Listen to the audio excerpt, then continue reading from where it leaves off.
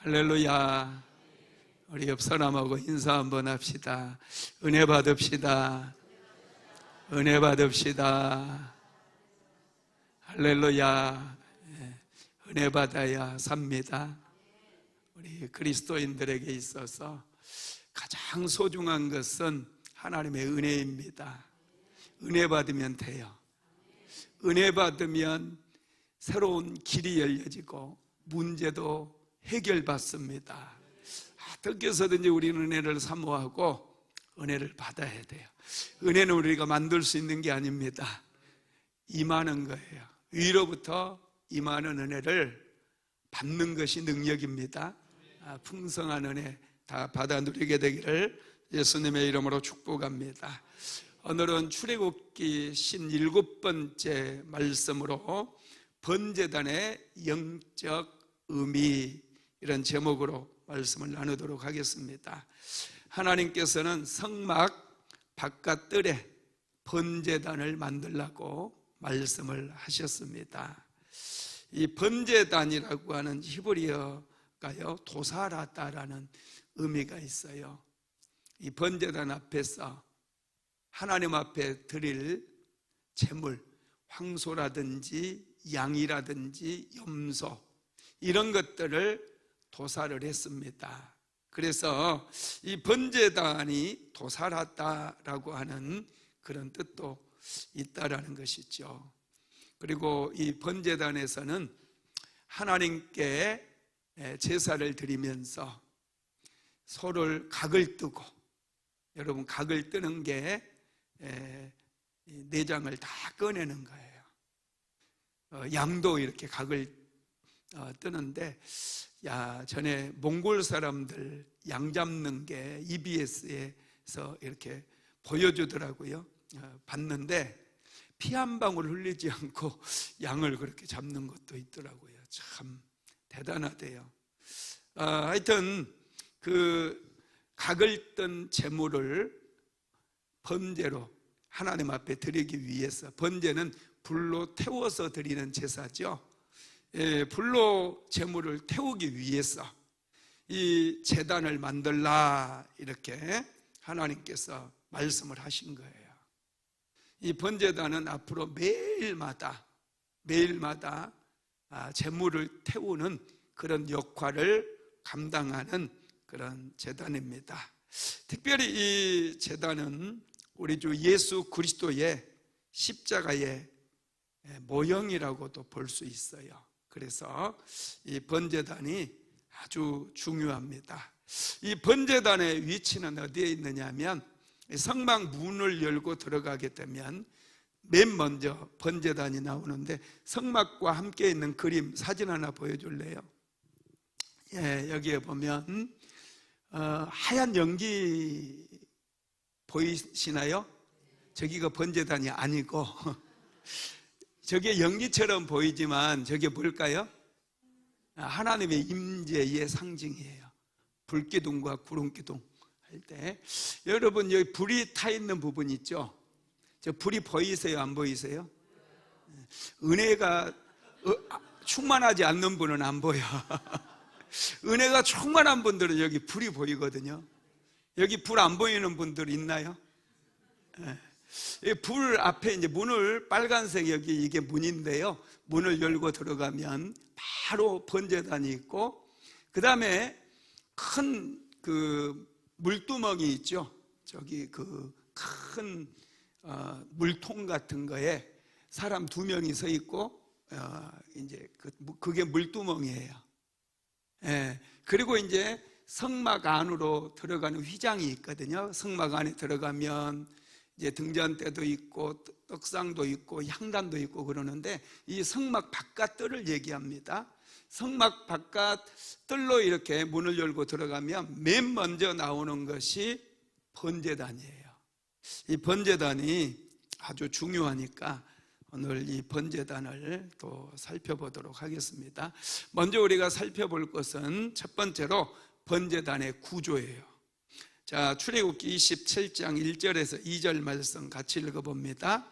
너는 조각목으로 길이가 5규빗, 너비가 5규빗의 제단을 만들되 네모 반듯하게 하며 높이는 3규빗으로 하고 그 네 모퉁이 위에 뿔을 만들되 그 뿔이 그것에 이어지게 하고 그 제단을 노수로 싸고. 아멘. 이 번제단은 길이가 5규빗이에요. 이 정사각형입니다. 한 규빗이 어른 팔꿈치라고 그랬잖아요. 팔꿈치 여기 끝에서부터 이 손끝까지를 한 규빗이라고 그래요. 보통 45cm에서 50cm거든요. 키 작은 사람은 45cm, 키가 큰 사람은 50cm. 그러니까 키 작은 사람하고 키 큰 사람 같이 일하면 싸움 나요. 그래서 이 번제단은 오홀리압이 만들게 되죠. 부사렐과 오홀리압 두 사람이 만들게 되는데, 하여튼 이 번제단의 크기가 5규빗이기 때문에 팔꿈치 50cm인 사람은 2m 50cm예요. 2m 50cm, 이거 상당히 크겠죠, 그죠? 왜 이 정도 커야 되느냐 하면 황소 한 마리 잡아서 각을 떠서 올려놓으려면 이게 2m 50 정도가 돼야 되거든요. 황소 상당히 커요.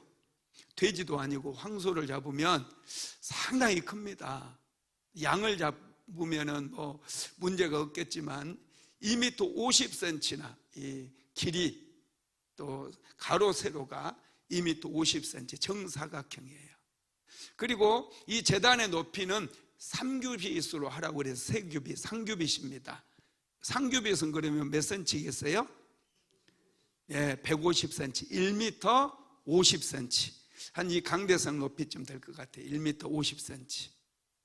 2m 50에 2m 50 해가지고 높이는 1m 50cm 그런 제단입니다. 우리 제단 불꽃 있는 사진 한번 보여줄래요? 예, 이게 이제 이렇게 번제단을 만든 거예요. 번제단 보니까 사각형 무슨 상자 같죠, 그죠? 사각형으로 만든 상자 같아요. 여기에 보니까 제단에 아까 우리가 읽을 때 뿔, 본문 읽을 때 뿔이라고 하는 말이 있죠. 네 모퉁이에다가 뿔을 만들어요. 한마디로 얘기하면 가구, 앤틱 가구 보면은 거기에 이렇게 예쁘게 조각해 놓은 것처럼 있죠. 앤틱 가구 집에 있으세요? 없으면 하나 사. 열심히 돈 벌어서 하나 사서 그것처럼 이 뿔을 이렇게 만들어내는 거예요. 예쁘게 조각해 가지고 이 뿔을 만드는 거고요. 그 다음에 번제단 앞에서 항상 그 양을 도살을 하거든요. 양이나 소나 뭐 이런 것들 도살을 하기 때문에 이 번제단 앞에 피를 다 쏟는 거예요. 그래서 피를 다 쏟음 이렇게 써져 있죠. 네, 피를 다 쏟은 다음에 이제 이 놋제단에다가 올려서 불로 태워서 하나님 앞에 드리는 겁니다. 이 번제단은 뭘로 만들려고 그랬어요? 재료가 뭐예요? 조각목이라고 그랬잖아요. 그죠? 조각목. 조각목이 어떤 나무라고 그랬어요? 시띠나무. 야, 잘 배웠습니다. 시띠나무입니다. 시띠나무는 사막에서 자생하는 나무고 이게 가시가 많아요. 우리나라 아카시아 나무랑 거의 비슷해요.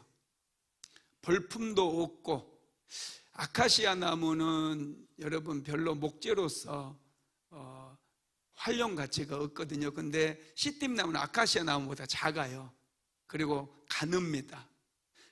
거기다가 가시까지 많이 나 있다 보니까 이 시띠나무 가지고는 집을 짓는다든지 또 가구를 만든다든지 그렇게 하지를 않았어요. 좋은 목재는 아니라는 거예요. 볼품 없는 그런 나무입니다.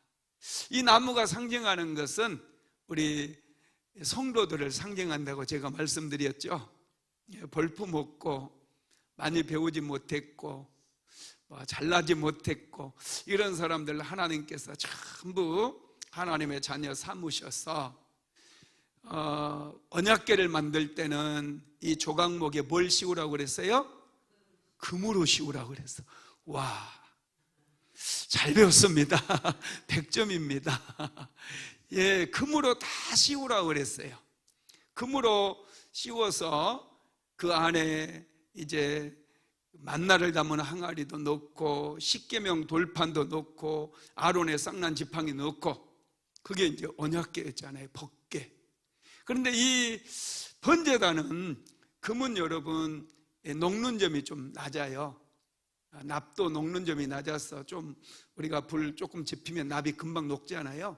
이것처럼 금이 녹는 점이 낮아서 만약에 이 조각목을 금으로 싸가지고 번제단을 만들게 되면 불을 자주 피워야 되니까 금이 어떻게 되겠어요?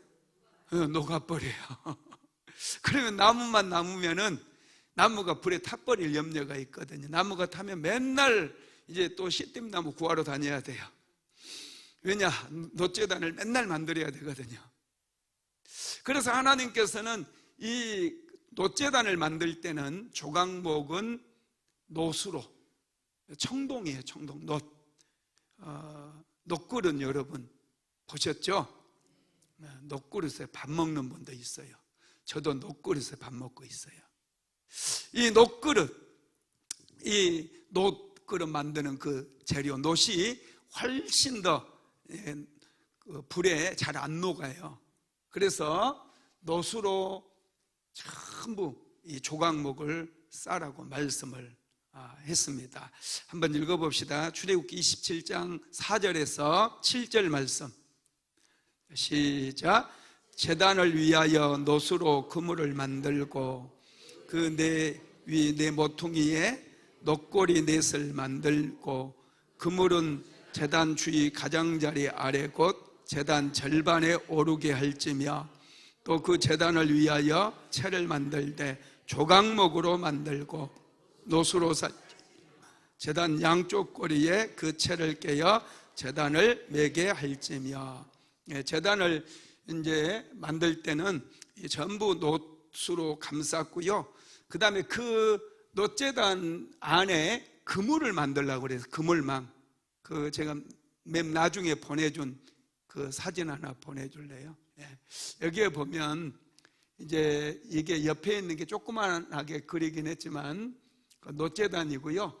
여기 그 그물처럼 되어 있는 망이 하나 있죠. 저것을 얘기해요. 이 그물망처럼 되어 있는 여기에 보면 4절에 그 위 네 모퉁이에 놋고리 넷을 만들고 그물은 이렇게 나와 있잖아요. 제단 주위 가장자리 아래 곧 제단 절반에 오르게 할지며. 이 제단 이미 높이가 1m 50이니까 한 70cm 정도의 이 고리를 만들어 가지고 이 그물을 딱 걸라는 거예요. 그냥 저기 없으면 불 피울 때 엄청 힘들겠죠, 그죠? 장작을 놓으면 이 공기도 안 통하지. 장작불 피워봤어요? 피워본 사람은 알아요. 숯불구이 해 먹으라고 하면은 잘 해서 드실 텐데, 장작불 이거 그냥 맨 바닥에다 이런 드럼통 그냥 하나 딱 놓고 드럼통 안에다 장작불 피우려면요 불이 안 붙어요. 꺼져버려요. 그래서 중간쯤에다가 이런 그물망을 만들고 그 위에다가 장작을 놓고 불을 피우게 되면 불이 잘 타게 됩니다. 그래서 이 지금 제단 절반에 오르게 할지며, 그래서 이제 그물망을 탁 그물망까지 만들라고 그렇게 말씀을 하고 있어요. 두 번째 이제 번제단의 영적인 의미 한번 다시 살펴보겠는데요.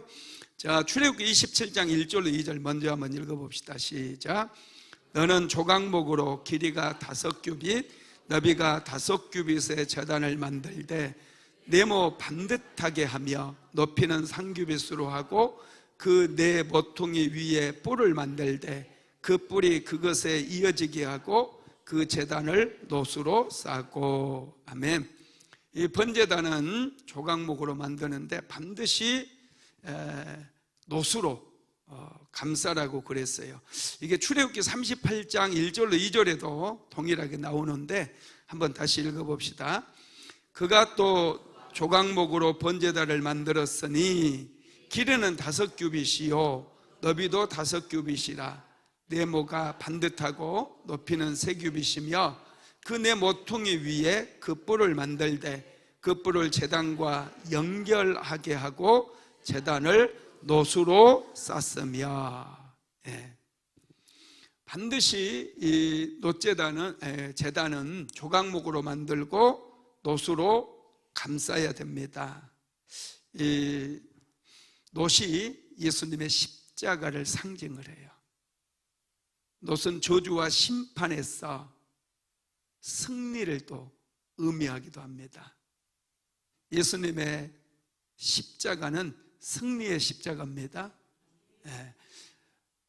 조각목으로만 번제단을 만들면 불에 타버리거든요. 근데 노수로 감싸기 때문에 아무리 그곳에 장작을 피워도 절대로 녹아내리는 법도 없고 제단이 타는 일이 없습니다. 예수 그리스도의 십자가를 의지하게 되면 저와 여러분은 어떤 불시험이 찾아온다 할지라도 반드시 이기고 극복한다라는 사실을 믿게 되시기를 바랍니다. 이 제단은 희생제물을 태우는 곳이에요. 번제단, 또 제단이라고도 나오는데 이것은 반드시 제물을 하나님께 태워서 드리는 장소입니다.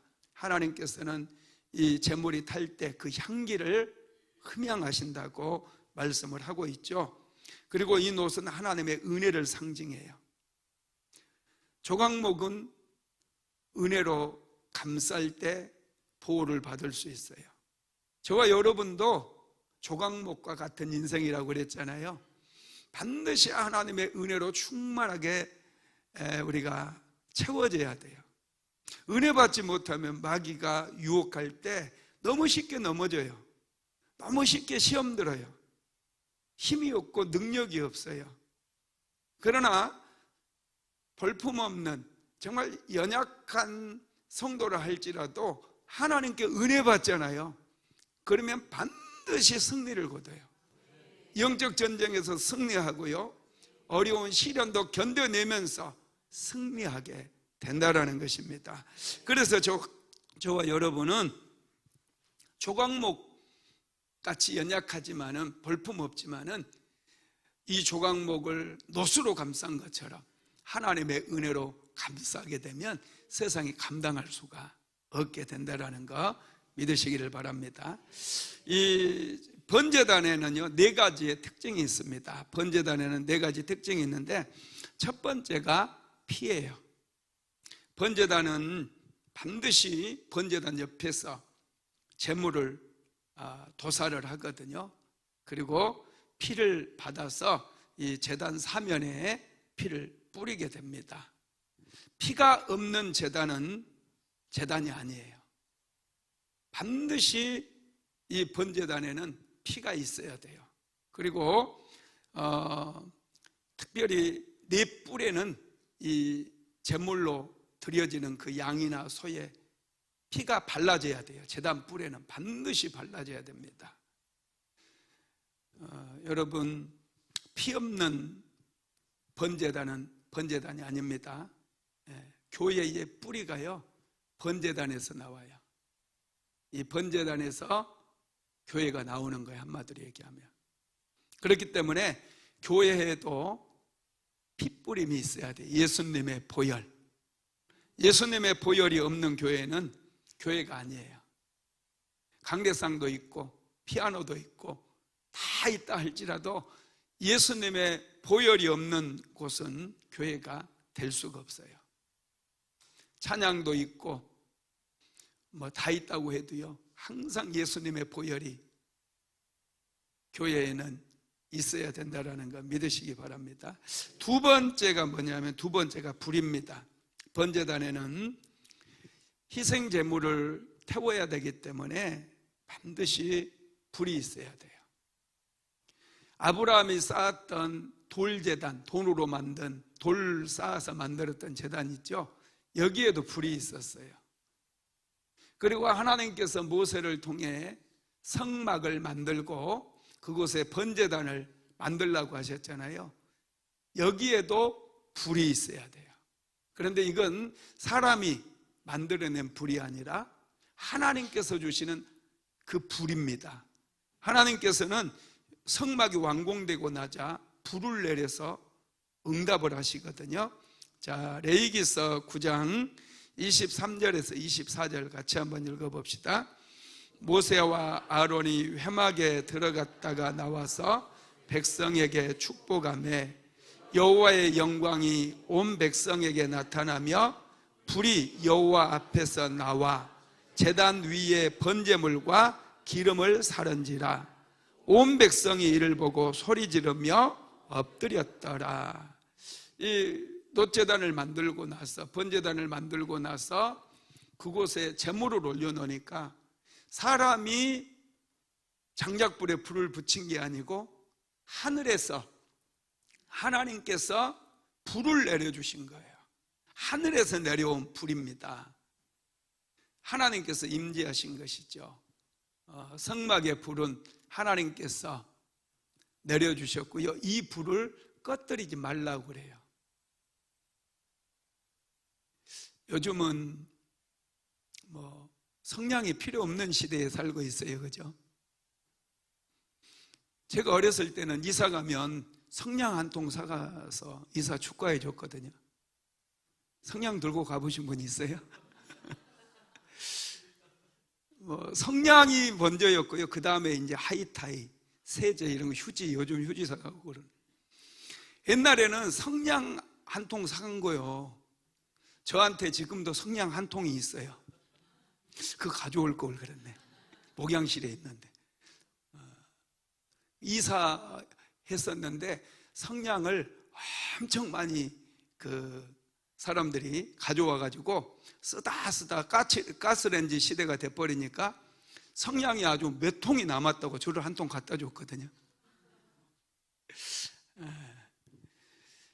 성냥불도 아니고 하늘에서 내려오는 이 불로 제물을 태웠고요. 그 다음부터는 이 불씨를, 여러분 이 불씨, 옛날에는 성냥 나오기도 전에는 불씨가 있었어요. 시골에서 이 불씨 꺼버리면 안 됐거든요. 옛날에 그 며느리 쫓겨나요. 불씨 꺼버리면. 그래서 화로에다 이 불씨만 이렇게 불을 다 안 꺼뜨리기 위해서 몇 대를 내려왔다 막 그런 얘기 들어봤어요? 불씨 불 꺼뜨리면 며느리 쫓겨난다니까요. 여자들 고생 많이 했어요.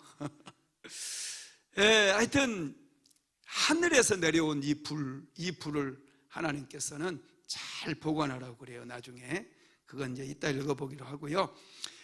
성경에 보면 하늘에서 불이 내린 사건들이 몇 번 있죠. 아브라함 때 하나님께서 아브라함과 언약을 맺기 위해서 3년 된 암소 이런 거 갈라놓으라고 그랬잖아요. 그때 하늘에서 불이 내려오는데, 자, 창세기 15장 17절 시작. 해가 져서 어두울 때 연기 나는 화로가 보이며 타는 횃불이 쪼갠 고기 사이로 지나더라. 하늘에서 불이 내려왔고요. 또 엘리야가 갈멜산에서 기도했을 때 불이 내리죠. 열왕기상 18장 38절 시작. 내려서 번제물과 나무와 돌과 흙을 태우고 또 도랑에 물을 할는지라. 또 솔로몬이 성전을 완공했을 때도 이 번제단에 불이 내려옵니다. 자, 역대하 7장 1절로 2절 시작. 솔로몬이 기도를 마침에 불이 하늘에서 내려와 그 번제물과 제물을 사르고 여호와의 영광이 그 전에 가득하니 여호와의 영광이 여호와의 전에 가득함으로 제사장이 그 전에 능히 들어가지 못하고. 아멘. 번제단에는 또 불이 내렸었고 성막의 번제단에도 불이 내렸었고 하나님께서는 불을 주시는 분이에요. 불. 하늘에서 막 불이 내려와요. 불 꺼진 제단은 제단이 아니기 때문에 그렇습니다. 그래서 하나님께서는 이제 제사장들에게 불을 항상 놋제단에 불을 꺼뜨리지 말라고 그러거든요. 그 레위기서 6장 12절에서 13절에 나와 있는데 같이 읽어봅시다. 제단 위의 불은 항상 피워 꺼지지 않게 할지니 제사장은 아침마다 나무를 그 위에 태우고 번제물을 그 위에 버려놓고 화목제의 기름을 그 위에서 불사를 찌며 불은 끊임없이 제단 위에 피워 꺼지지 않게 할지니라. 아멘. 올림픽 기간에 성화대에 보면은 불이 계속 피워져 있잖아요. 올림픽 기간 동안에는 불이 꺼지면 안 돼요. 이 번제단은 계속해서 불이 켜 있어야 돼요.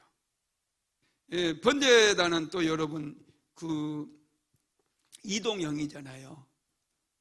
나중에 또 보겠는데 이 채를 끼워가지고 양쪽에 사람이 이제 들고 다녀야 되거든요. 이동하는 가운데서도 불이 꺼지면 안 돼요. 교회에는 성령이 충만하게 임해야 됩니다.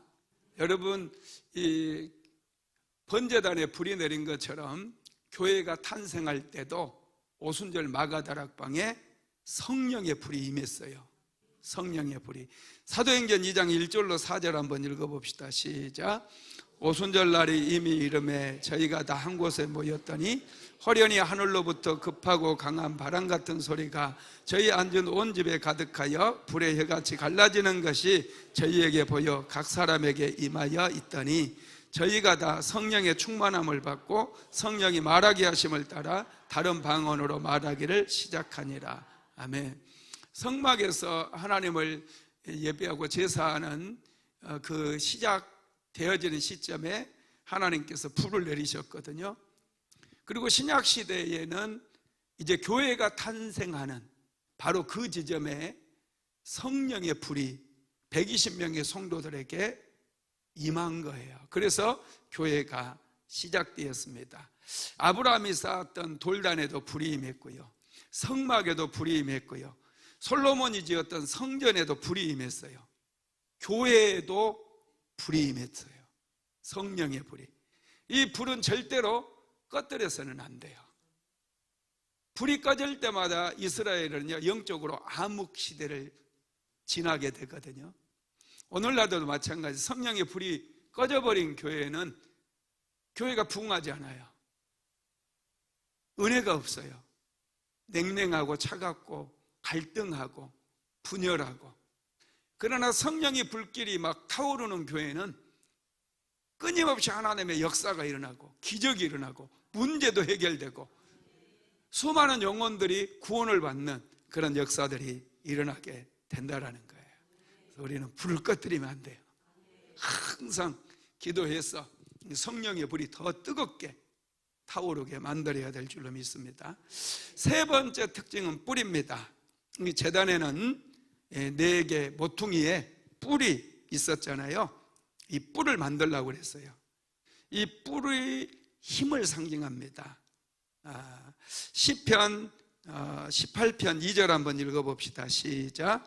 여호와는 나의 반석이시요 나의 요새시요 나를 건지시는 이시요 나의 하나님이시요 내가 그 안에 피할 바이시요 나의 방패시요 나의 구원의 뿔이시요 나의 산성이시도다. 아멘. 이 뿔은 힘을 상징하기도 하고 구원을 상징하기도 해요. 누가복음 1장 68절에서 69절도 읽어봅니다. 시작. 찬송하리로다 주 이스라엘의 하나님이여 그 백성을 돌보사 속량하시며 우리를 위하여 구원의 뿔을 그 종 다윗의 집에 일으키셨으니. 여기서 구원의 뿔은 예수 그리스도를 상징하죠. 예. 예수 그리스도를 구원의 뿔로 노래를 하고 있어요. 예수님은 우리를 구원하시는 구원의 뿔이신 것 믿으시기 바랍니다. 열왕기상 1장 50절 이하에 보면은 솔로몬이 이제 왕이 될 때 먼저 솔로몬의 형인 아도니아라고 하는 사람이 반란을 일으킨 적이 있어요. 아버지 다윗이 나이가 많고 왔다 갔다 하니까 정신이 왔다 갔다 하니까 아도니아가 다윗 왕의 신하들을 꼬여가지고 자기가 이제 왕이 올라요. 그래서 아도니아 왕 만세를 부릅니다. 그래 그것을 이제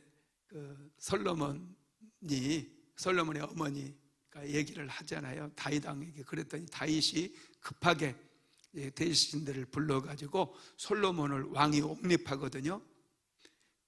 그때 아도니아가 엄청난 두려움에 휩싸여가지고 이제 자기가 반역을 일으켰으니 잡히면 끝이잖아요. 죽잖아요. 그때 이 번제단으로 가서 이 번제단의 뿔을 잡는 거예요. 이 뿔을. 그러자 솔로몬이 그를 용서해 주거든요. 그게 하여튼 그런 일이 있는데 여러분 뿔은 구원을 상징하고 그래서 희생을 상징하기 때문에 뿔에는 반드시 제물의 피를 바르라고 그래서 희생제물의 피를. 출애굽기 29장 11절로 12절 한번 읽어봅시다. 시작. 너는 회막문 여호와 앞에서 그 송아지를 잡고 그 피를 네 손가락으로 제단 뿔들에 바르고 그 피 전부를 제단 밑에 쏟을지며. 아까 그 번제단 불 나오는 거 한번 다시 보여줄래요? 사진. 이게 보니까 뿔 있죠? 뿔에다가 이쪽 뿔은 뿔하고 동그라미 쳐놨는데 뿔이 약간 빨간색이 있잖아요. 그 피 발라놓은 거예요. 한 방울.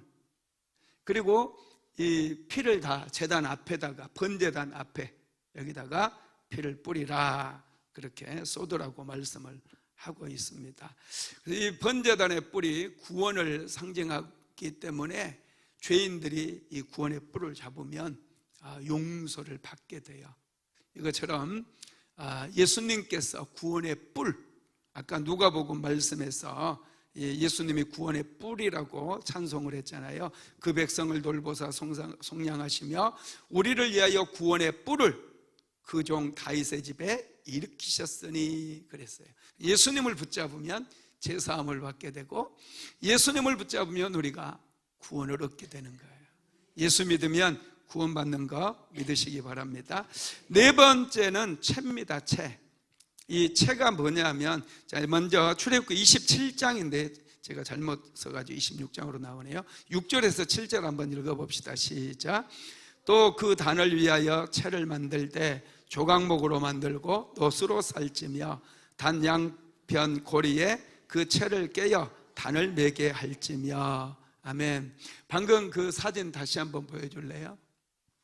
여기 보면은 그 중간쯤에 이제 이 긴 장대처럼 끼어진 거 있죠? 저걸 조각목으로 만들어서 저걸 놋으로 싸라고 그랬는데 저게 채예요, 채. 잠자리 채가 아니고. 이걸 딱 끼워서 이렇게 이제 들고 갈 수 있게. 혼자서 이거 들고 가려면은 너무 무거워서 안 돼요. 그래서 최소 4사람이서 한 귀퉁이씩 잡고 옮길 수 있도록 이동용으로 만든 거예요. 그런데 이게 이 채를 양쪽에 끼웠잖아요. 왜냐하면 균형을 잘 잡아야 되기 때문에 그래요. 불을 켠 채로 여기 항상 불을 피우라고 그랬잖아요. 불을 꺼뜨리면 안 된다고 그랬죠. 만약에 한쪽이 기울여가지고 이제 쏟아지면 불이 꺼져 버리잖아요. 그래서 이 균형을 잘 잡아야 돼요. 번제단이 아까 상징하는 게 뭐라고 그랬어요? 교회라고 그랬잖아요. 교회는 균형이 잘 잡혀야 됩니다. 말씀과 기도가 균형을 잘 잡아야 되고요.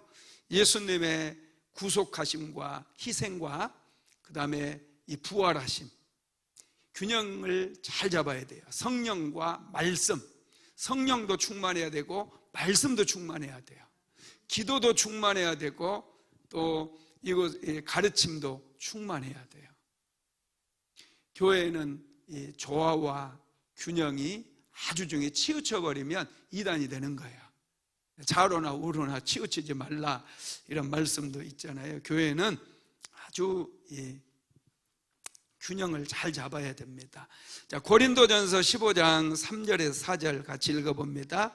내가 받은 것을 먼저 너희에게 전하노니 이는 성경대로 그리스도께서 우리 죄를 위하여 죽으시고 장사 지낸 바 되었다가 성경대로 사흘 만에 다시 살아나사.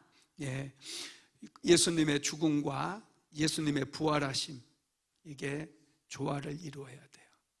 부활만 강조해서도 안 되고 예수님의 죽음이 있기 때문에 부활이 있는 거예요. 교회는 서로 균형을 잘 잡고 가야 된다라는 거예요. 그 다음에 세 번째로 마지막 이제 번제단에는 여러 부속 기구들이 있는데요. 자, 출애굽기 27장 3절 한번 읽어봅니다. 재를 담는 통과 부삭과 대야와 고기 갈고리와 불 옮기는 그릇을 만들되 제단의 그릇을 다 노수로 만들지며, 노수로 제단에서 사용하는 그런 기구들을 만들려고 그랬는데, 기구들 한번 사진 보여줄래요? 저기 보니까 놋대야 있죠, 대야. 저기 지금 좀 은색인데 저게 원래 노수로 만드는 거예요. 약간 청동색이 돼야 되고요. 그 다음에 화로 보여요? 그 다음에 재를 담아가는 이 재통 화로, 여기는 불꽃 씨앗이에요. 불씨를 담는 것이고, 그 다음에 부삽, 갈고리 다 보이죠? 저거 보시면서 설명드리면 되고요. 이 5가지 기구들이 있는데, 대야는 재물, 양을 각으로 뜨면 각든 양을 대야에 담아가지고 가지고 와서 번제단에 올려서 태우는, 그러니까 운반, 고기를 운반하는 그런 도구이고요. 그 다음에 고기 갈고리가 있죠. 갈고리, 여기에 보면 갈고리, 여기는 제단에 이제 사람이 손으로 이렇게 잡아가지고 올리는 게 아니라 갈고리에 끼워가지고 제단에 올리게 되어 있어요. 이거 전부 이게 나무로 만든 게 아닙니다. 뭘로 만들었다고 그랬어요? 노수로 만들었어요. 노수로 팍 찔르면 고기가 딱 꿰어져 가지고 아주 흔들림 없이 잘 옮길 수가 있습니다. 그 다음에 불을 옮기는 그릇, 이게 화로라고 나와 있는데 이게 불을 옮기는 그릇이고요. 이걸 가지고 언제든지 제단에 불을 다시 붙일 수 있도록, 처음에 하나님께서는 불을 주셨어요. 하늘에서 불을 주셨는데 이 불을 계속해서 꺼뜨리지 말고 불 씨앗을 항상 가지고 다녀야 되기 때문에 화로도 필요하고, 그 다음에 이제 부삽이 있죠. 부삽, 저것은 재를 긁어 모으는 거예요. 군불 지펴봤어요? 도시에서만 사셔가지고, 저는 맨날 우리 아버지가 소를 키우는데 소죽을 끓여서 줬거든요. 그러면 소죽을 끓이는데 큰 솥에다가 이제 넣고 끓여요. 그러면은 그걸 제가 항상 불을 지폈어요. 불을 몇 번 지피면, 한 번만 지펴도요 반드시 재를 긁어내야 돼요.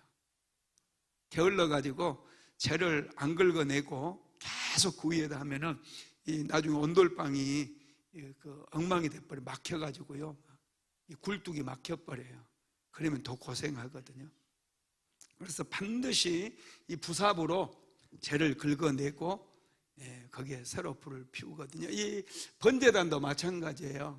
번제단도 한번 제물을 불태워서 하나님께 드리고 나면 반드시 저런 부삽으로 재를 다 긁어내 가지고, 재를 담는 통이 따로 있어요. 여기 보면 재를 담는 통이 있죠. 이것도 은색으로 되어 있으니까 뭐 그때 당시 스테인레스가 있었나 이렇게 생각할 수 있는데, 제가 스테인레스 아니고 뭐예요? 노수로 저런 재를 담는 통을 만들었고요. 이 재는 제단 동편 진 밖에, 이스라엘 백성들이 머물고 있는 그 진 밖에다가 버렸습니다. 말씀을 마무리하도록 하겠습니다. 제단을 통하지 않고는 아무도 지성소에, 성막에 들어갈 수가 없어요. 성막들에 번제단이 있고요. 이 번제단에서 피의 제사를 드린 다음에 성막에 들어가요. 제사장들도 물두멍에서 그것도 손을 씻고, 제단을 통과하지 않고 아무나 성막에 들어갈 수 없습니다. 여러분, 번제단이 상징하는 거 십자가라고 말씀드렸죠. 우리는 예수님의 십자가를 통해서 제사함을 얻게 되고 예배의 보좌 앞에, 은혜의 보좌 앞에 나아갈 수 있게 된 거예요.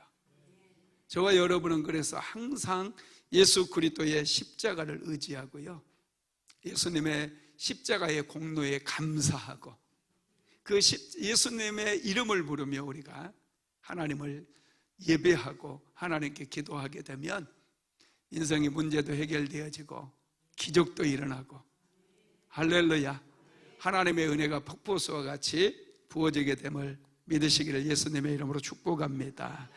수요 예배로 우리 한 사람 한 사람 불러주셔서 특별히 출애굽기 말씀 성막 부분을 더 깊이 묵상할 수 있도록 은총을 베풀어 주심을 감사드립니다. 오늘은 특별히 번제단에 대해서 말씀을 나눴습니다. 번제단은 예수님의 십자가의 희생을 상징한다고 말씀하셨습니다. 예수님의 보배로운 그 희생과 그 보혈로 말미암아 우리는 담대하게 은혜의 보좌 앞에 나아갈 수 있게 되었습니다. 하나님 감사합니다. 특별히 하나님, 번제단도 조각목으로 또 조각목에 놋을 덧입혀서 만들라고 말씀하셨는데, 조각목이 연약한 성도들을 상징한다고 하셨습니다. 하나님께서는 볼품없고 연약한 성도들에게 은혜를 충만하게 부어주셔서 어떤 시련과 연단 속에서도 견디게 하신다고 말씀하셨는데, 하나님 감사합니다. 사랑하는 성도들이 어떤 형편에 처해 있든지 끝까지 믿음을 지키며 잘 견딤으로 마침내 승리케 만들어 주옵소서. 제단의 뿔에 어린 양의 피를 발랐습니다. 그래서 제단 뿔을 붙잡기만 해도 용서를 받는다고 말씀하셨습니다.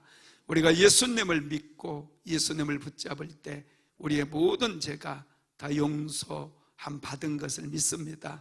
하나님의 자녀로 우리가 거듭나게 된 것을 믿습니다. 날마다 제단 뿔을 잡고 담대히 은혜의 보좌 앞에 나와 하나님 앞에 기도함으로 새로운 문도 열려지고 새로운 길로 열려지는, 또 하늘의 문이 열려지는 그 축복 다 받으며 승리하는 인생 살아갈 수 있도록 우리 주님께서 역사하여 주시옵소서. 오늘도 수요 예배에 참석한 사랑하는 모든 성도들을 예수님의 이름으로 축복합니다. 은혜 위에 은혜를 넘치도록 부어 주시옵소서. 예수님의 이름으로 기도드렸습니다. 아멘. 지금은 우리 구주 예수 그리스도의 무한하신 은혜와 아버지 하나님의 극진하신 사랑하심과 보혜사 성령 하나님의 감동 감화 내주 교통 인도 충만케 하시는 역사가 오늘도 수요 예배에 참석해서 성막에 대한 말씀을 함께 나누며 예수님의 십자가의 보혈의 공로에 감사하며 그 이름 붙들고 기도하기를 간절히 소망하는 하나님의 모든 권속들 위에, 사랑하는 순복음 안디옥교의 모든 성도들 머리 위에 이제로부터 영원토록 함께 있을지어다. 아멘.